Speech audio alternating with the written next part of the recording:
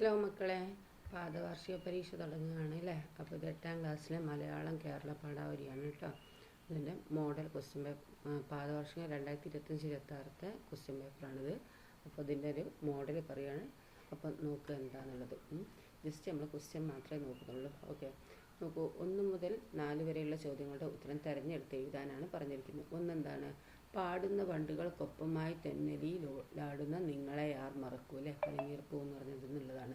ഈ വരികളിൽ നിങ്ങളെ എന്ന് സൂചിപ്പിക്കുന്നത് എന്തിനാന്ന് വെച്ചത്. അപ്പോൾ ഇതിന്ന് ഏതാണോ കറക്റ്റ് ഓപ്ഷൻസ് അത് നിങ്ങൾ സെലക്ട് ചെയ്ത് എഴുതുക കേട്ടോ. നെക്സ്റ്റ് നോക്കൂ. തിങ്കളാഴ്ച നല്ല ദിവസം എന്ന തിരക്കഥാ ഭാഗത്തെ സംബന്ധിക്കുന്ന പ്രസ്താവനകളിൽ ശരിയായത് ഏതെന്നാണ് ചോദിച്ചിരിക്കുന്നത് അല്ലേ. അപ്പോൾ അമ്മയെ ശരണാലയത്തിൽ താമസിപ്പിക്കാനാണ് മക്കളുടെ തീരുമാനമെന്നോ, അമ്മയ്ക്ക് ശരണാലയത്തിൽ പോകാൻ വലിയ താല്പര്യമുണ്ടെന്നോ, അമ്മ ശരണാലയത്തിലേക്ക് പോകുന്നില്ലെന്നോ, അതിലേതാണോ ആ തിങ്കളാഴ്ച നല്ല ദിവസം നടന്ന തിരകഥാഭാഗത്തെ സംബന്ധിക്കുന്ന പ്രസ്താവനകളിൽ ശരിയായത് ഏതാണോ അതെടുത്ത് സെലക്ട് ചെയ്ത് ഈ ഓപ്ഷൻസിൽ നോക്കി എഴുതുക. ഓക്കെ, ദെൻ നെക്സ്റ്റ് എന്താണെന്ന് നോക്കിയേ. എന്താണ് അടുത്ത ക്വസ്റ്റ്യന്? പാടുമ്പോൾ മനസ്സംതൃപ്തിയാണ് പ്രധാനം. ഈ മനസ്സംതൃപ്തി എന്ന് പറഞ്ഞാൽ അടിവരയിട്ടുണ്ടല്ലേ. ആ പദത്തിൻ്റെ ശരിയായ വിഗ്രഹാർത്ഥം എന്താണ്?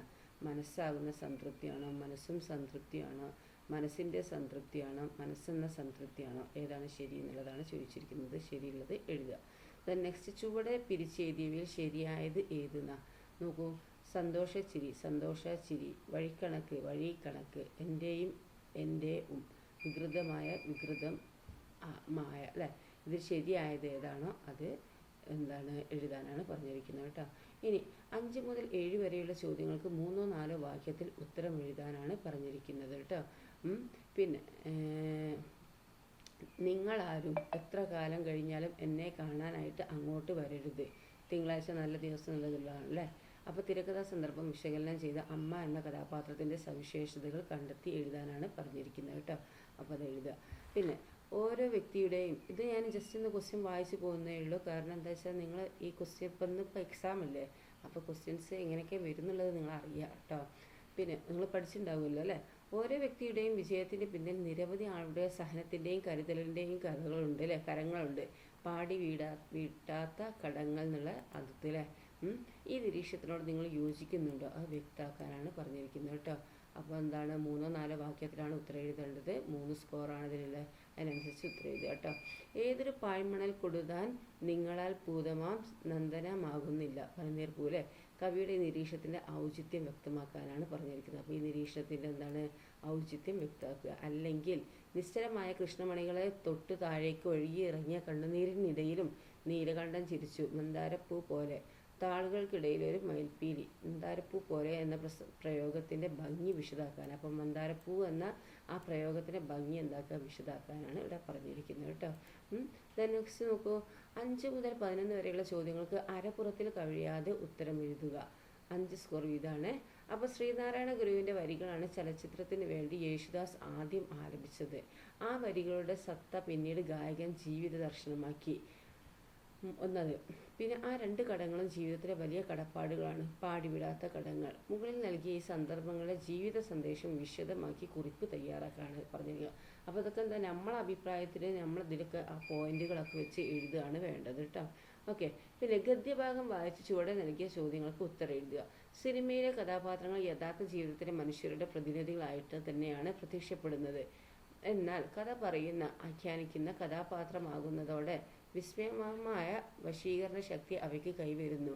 ആഖ്യാനം ചെയ്തുകൊണ്ടിരിക്കുന്ന സിനിമ കാഴ്ചയിലൂടെയും കഥാപാത്രത്തിലൂടെയും കഥയുടെ ഊഷ്മളമായ ചുരുൾ നിവർത്തുമ്പോൾ പ്രേക്ഷകർ, കാഴ്ചക്കാർ കഥാപാത്രങ്ങളുടെ ശരീരവും ശരീരഭാഷയും വൈകാരിക അവസ്ഥകളും ആഗ്രഹത്തോടെ അറിഞ്ഞു ആസ്വദിക്കുന്നതാണ് സിനിമയെ തീക്ഷ്ണമാക്കുന്നത്. സിനിമയിൽ കഥാപാത്രത്തിനുള്ള പ്രസക്തി മനസ്സിലാക്കി വേണം തിരക്കഥയിൽ അവരെ സൃഷ്ടിക്കാനും പ്രകടനത്തിലൂടെ വ്യക്തിത്വം പകർന്നു കൊടുക്കുവാനും. കഥാപാത്രങ്ങളുടെ കഥ പറയാൻ കഴിയുന്നില്ലെങ്കിൽ നല്ല തിരക്കഥ തന്നെ ഉണ്ടാകുന്നില്ലെന്ന് വസ്തുതയും അറിഞ്ഞിരിക്കണം. പുതു സിനിമ ഭാവന, ഭാഷ, ഭാവകത്വം, ഡോക്ടർ S.K. മാനുവൽ അല്ലേ. അപ്പോൾ കഥാപാത്രങ്ങൾ ഈ ശ്രദ്ധയുമായിട്ട് ബന്ധപ്പെട്ടുള്ള ചോദ്യങ്ങൾ അവിടെ തന്നിരിക്കുന്നത് അല്ലേ. അപ്പോൾ അതിന് ആൻസർ ചെയ്യാനാണ് പറഞ്ഞിരിക്കുന്നത്. കഥാപാത്രങ്ങൾക്ക് വശീകരണ ശക്തി കൈവരുന്നത് എപ്പോഴാണെന്നുള്ളത് ഇതിൽ പറഞ്ഞിട്ടുണ്ട്, അത് എഴുതുക. നല്ല തിരക്കഥയുടെ ഗുണമായി ലേഖകൻ പറയുന്നത് എന്താണെന്നുള്ളതും എഴുതുക. സിനിമ തീക്ഷ്ണമായി അനുഭവമാകുന്നത് എങ്ങനെയാണെന്നുള്ളതും എഴുതുക കേട്ടോ. നെക്സ്റ്റ് 10ാമത്തെ എങ്കിലും അന്നത്തെ ചില കഥകളി വിശേഷങ്ങൾ എൻ്റെ മനസ്സിൽ മായാത്ത മുദ്ര പതിപ്പിച്ചിട്ടുണ്ട്. പരോക്ഷമാണെങ്കിലും അത് പിൽക്കാലത്ത് എനിക്ക് പ്രചോദനമായിട്ടുണ്ടാകാം. കളിവിളക്കിൻ്റെ തിരുനാളം. ഇതുപോലെ നിങ്ങൾക്കും പ്രചോദനം നൽകിയ ഒരു അനുഭവത്തെക്കുറിച്ച് കുറിപ്പ് തയ്യാറാക്കാനാണ് പറഞ്ഞിരിക്കുന്നത് കേട്ടോ. അപ്പോൾ എങ്കിലും അന്നത്തെ ചില കഥകളി വേഷങ്ങൾ എൻ്റെ മനസ്സിൽ മായാത്ത മുദ്ര പതിപ്പിച്ചിട്ടുണ്ടെന്ന് അറിഞ്ഞല്ലേ. അന്നത്തെ കഥകളി വേഷങ്ങളൊക്കെ എൻ്റെ മനസ്സിൽ ഇപ്പോഴും മായാതെ തന്നെ കിടക്കുന്നുണ്ട് അല്ലേ. പരോക്ഷമാണെങ്കിലും അത് പിൽക്കാലത്ത് എനിക്ക് പ്രചോദനമായിട്ടുണ്ടെന്ന് പറഞ്ഞല്ലേ. അപ്പോൾ നിങ്ങൾക്കും അതുപോലെ എന്തെങ്കിലും പ്രചോദനം നൽകിയ ഒരു അനുഭവത്തെക്കുറിച്ചൊരു കുറിപ്പ് തയ്യാറാക്കാനാണ് പറഞ്ഞിരിക്കുന്നത്. ഞാൻ 11A നിന്നുടെ ജീവിതം മോശമെന്നല്ലി ഞാൻ ചെന്നതോന്നോമനെ മാപ്പ് നൽകൂ. പനിനീർപ്പൂ എന്ന കവിത നൽകുന്ന തിരിച്ചറിവുകൾ എന്തെല്ലാം കുറിപ്പ് തയ്യാറാക്കുക. ഓക്കെ, അപ്പോൾ ഇവിടെ കുറിപ്പ് തയ്യാറാക്കാനാണ് പറഞ്ഞിരിക്കുന്നത്. ഒന്നുകിൽ എ ഇത് അല്ലെങ്കിൽ അടുത്തത് ഇത് എഴുതാൻ കഴിഞ്ഞില്ലെങ്കിൽ ഇത് എഴുതുക. ഇനി എൻ്റെ പങ്കും കൂടി അനുതാര പഠിച്ചോളൂ എന്ന് ഒരു വലിയ തമാശ പോലെ പറഞ്ഞ് ഈറനായൊരു പൊട്ടിച്ചിരി തീർത്തുന്ന നീലകണ്ഠൻ നടന്നു നീങ്ങി. അപ്പോൾ താളുകൾക്കിടയിലെ ഒരു മയിൽപ്പീലിലെ സൂചനയും കഥയിലെ മറ്റ് സന്ദർഭങ്ങളും പരിഗണിച്ച് നീലകണ്ഠൻ എന്ന കഥാപാത്രത്തെ നിരൂപണം ചെയ്യുകയാണ് വേണ്ടത് കേട്ടോ. അപ്പോൾ നിരൂപണം ചെയ്യേണ്ടത് എങ്ങനെയാണെന്നൊക്കെ പഠിച്ചു വെക്കുക. ഓക്കെ, കഥാപാത്രത്തെ നിരൂപണം ചെയ്യേണ്ടതൊക്കെ പഠിച്ചു വെക്കുക കേട്ടോ. നെക്സ്റ്റ് താഴെ തന്നിരിക്കുന്ന ചോദ്യത്തിന് ഒരു പുറത്തിൽ കവിയാതെ ഉത്തരം എഴുതുക കേട്ടോ. സ്കോറാണ്. അമ്മ കരയുന്നില്ല. ഒരുതരം പ്രത്യേക പ്രസന്നത മുഖത്ത് മനഃപൂർവ്വം കയറ്റി നിർത്തിയതുപോലെ കാറിനടുത്തെത്തി അമ്മ നിന്നു. തിങ്കളാഴ്ച നല്ല ദിവസം എന്നുള്ളതിനാണല്ലേ. പരിചരണ ഉത്തരവാദിത്വത്തെ ചൊല്ലിയുള്ള തർക്കം മക്കൾ അമ്മയെ റോഡിൽ ഉപേക്ഷിച്ചു. പത്രവാർത്തയിൽ നിന്നാണ്. മുകളിൽ നൽകിയ സൂചനകളും സമകാലിക സംഭവങ്ങളും വിശകലനം ചെയ്ത് കുടുംബ ബന്ധങ്ങൾ വീണ്ടെടുക്കാം എന്ന വിഷയത്തിൽ ഒരു പ്രഭാഷണം തയ്യാറാക്കുക, ഒരു പ്രസംഗം തയ്യാറാക്കാനാണ് പറഞ്ഞിരിക്കുന്നത് കേട്ടോ. അപ്പം നിങ്ങൾ എന്തൊക്കെ പ്രസംഗം തയ്യാറാക്കേണ്ടത് എങ്ങനെയാണെന്നുള്ളതൊക്കെ പഠിച്ചിട്ടുണ്ടാവില്ല അല്ലേ, പഠിക്കുക. ഓക്കെ, നെക്സ്റ്റ് എന്താണെന്ന് നോക്കിയേ. അല്ലെങ്കിൽ ആശയം, സമകാലിക പ്രസക്തി, ആസ്വാദനാംശങ്ങൾ എന്നിവ പരിഗണിച്ച് ചൂടെ കൊടുത്ത കഥയ്ക്ക് ആസ്വാദനം തയ്യാറാക്കുക. കപ്പലണ്ടി തോടുകളും കരിഞ്ഞ സിഗരറ്റ് തുണ്ടുകളും ചിതറിക്കിടക്കുന്ന ഡൽഹിയിലെ നടപ്പാതയിലൂടെ പോകുമ്പോൾ വീതിയുള്ള നിരത്തിൽ ഒരു പൂ വീണ് കിടക്കുന്നത് കൊണ്ട് അയാൾ സാഹസപ്പെട്ട് അത് കുനിഞ്ഞെടുത്ത് ദൂരെ ഒരു നാവൽ മരത്തിന് ചുവട്ടിൽ ചെന്ന് നിന്ന് മണത്തു നോക്കി. അതിന് പെട്രോളിൻ്റെ മണമായിരുന്നു. അപ്പോൾ അയാൾ താൻ കുട്ടിക്കാലം വേലിപ്പടർപ്പിൽ നിന്ന് അരിപ്പൂവുകൾ പറിച്ച് മണക്കാറുള്ളത് ഓർത്തു. ആ അരിപ്പൂവുകൾക്ക് നറുമണമായിരുന്നു.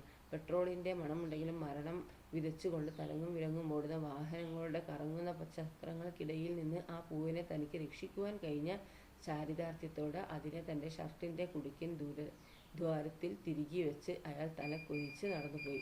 മുകുന്ദൻ എഴുതിയതാണല്ലേ പൂവിനെ കുറിച്ചിട്ട്. അപ്പോൾ ഇതിനെ കുറിച്ചിട്ട് ആശയം എന്താണെന്നുള്ളതും സമകാലിക പ്രസക്തി, ആസ്വാദനാംശങ്ങൾ എന്നിവ പരിഗണിച്ച് ഒരു ആസ്വാദനം തയ്യാറാക്കാനാണ് പറഞ്ഞത്. അപ്പോൾ ആസ്വാദനക്കുറിപ്പ് തയ്യാറാക്കേണ്ട രീതിയൊക്കെ പഠിച്ചു വെക്കുക കേട്ടോ. ഓക്കെ, അപ്പോൾ ഇത്രയുള്ള ക്വസ്റ്റ്യൻ പേപ്പർ ഇത് കേട്ടോ. Okay, thank you.